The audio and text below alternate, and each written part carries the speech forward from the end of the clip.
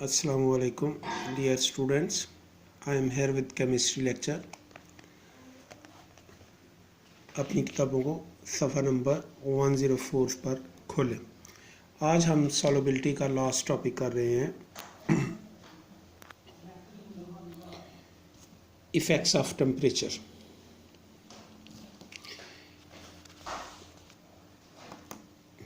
अजीज़ तलबा, temperature solubility में बड़ा अहम किरदार अदा करता है।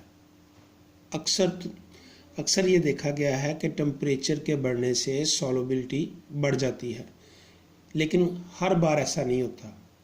उसकी दो रीज़न्स हैं, क्योंकि रिएक्शंस दो तरह के होते हैं।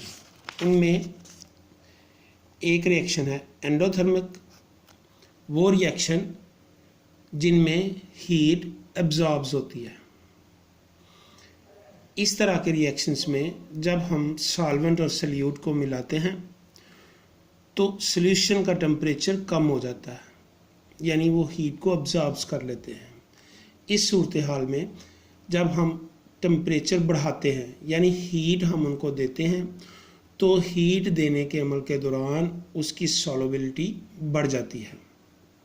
इस तरह के रिएक्शन एंडोथर्मिक रिएक्शंस कहलाते हैं। दूसरी तरह के रिएक्शंस हैं हीट इज़ गिवन आउट, ये एक्सोथर्मिक रिएक्शंस होते हैं।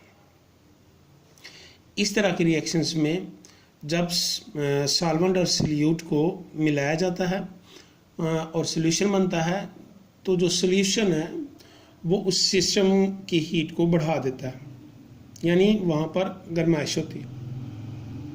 इसकी सिंपल मिसाल आपने देखी है कि चूने का पत्थर जब उसके ऊपर पानी वगैरह गिराया जाता है तो बहुत सी हीट प्रोड्यूस होती है, क्योंकि ये एक्सोथर्मिक रिएक्शंस होते हैं। तीसरी किस्म के रिएक्शंस हैं नो चेंज, यानी इसमें सॉल्वेंट और सल्यूट को मिलाने के अमल के दौरान कोई भी तब्दीली टेम्परेचर में नहीं आती। जिस तरह आप नमक को पानी में हल करते हैं, और इसमें टेम्परेचर से कोई ज़्यादा असर नहीं पड़ता। अजीज़ तलबा, अब ये तो इसके जनरल कंसेप्ट मैंने आपको बता दिए। अब इसकी थोड़ी सी रीडिंग कर लेते हैं।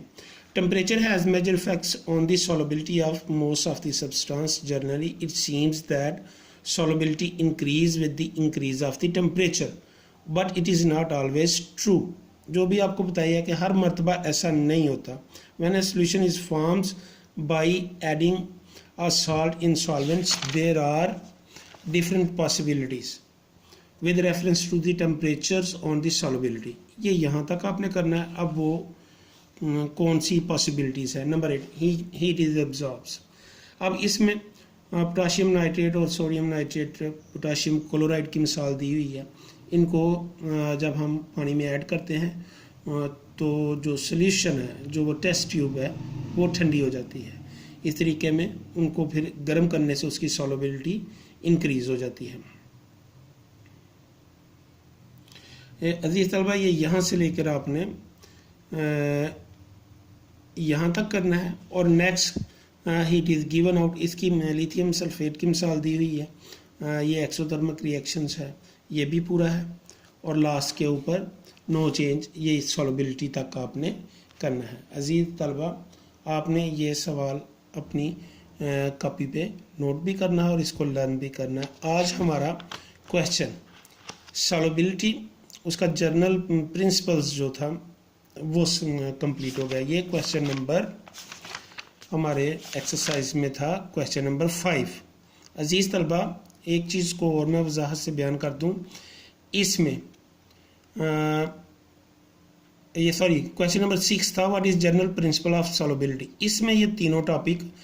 अब ये explain the solute solvent instructions, preparation of a solution, question number 5।